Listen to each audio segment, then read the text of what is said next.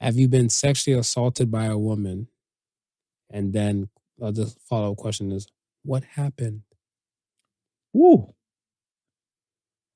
I don't know if I've ever told this story on the podcast before. This is not a safe space, but you can start.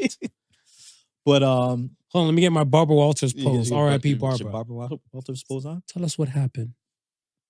So it was me and two other friends were at a club, right?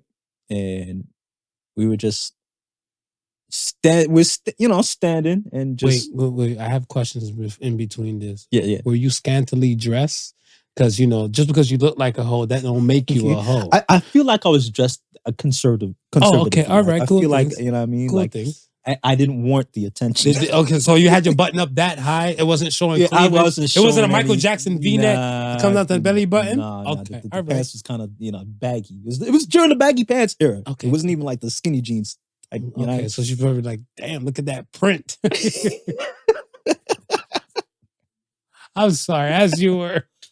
So we're standing up, and it's like maybe let's say the dance floor was in front of us, so we're there watching the dance floor, right? Out of nowhere, I felt somebody start grinding on my ass. Okay. As I see the stunned and weird, perplexed look on your face. Yes, but I'm here for you. I'm reading the room. I felt somebody grind on my ass, and we're talking about a Pretty Ricky grind with me, or we're talking about R. Kelly bumping and grinding?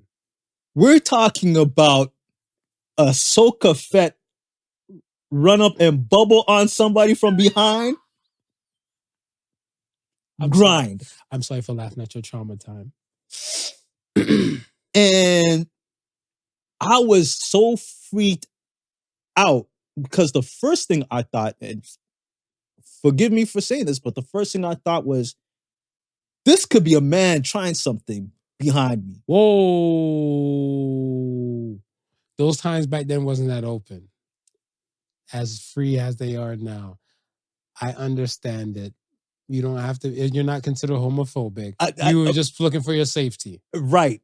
And then when I turned around and I seen it was like this girl and her friend was beside her, and they're like, so I was like, I honestly felt violated. I had this weird feeling. You had guys around you, no? So you said the guys? Yeah, there's a dude on this side and the dude stand on and And these are your peoples? Yeah, these are my peoples. And what they say to the grind?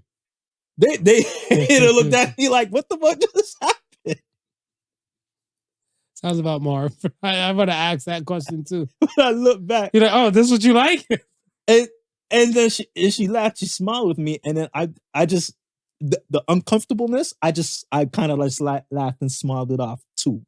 Oh, right? Shit. So you were straight victimized. But I really felt awkward in that moment. I was like, yo, that shit was like, yo, it made me feel so weird and uncomfortable. And for that moment, I was like, shit, this is how some women really feel. Wow. When it happens to them. That's very unfortunate, because I want to say, we do take men sexual assault cases lightly. Yeah. I think, and that's the way how the world or the Western world kind of just made it seem like, and these things do happen to men. Right. Hell, I saw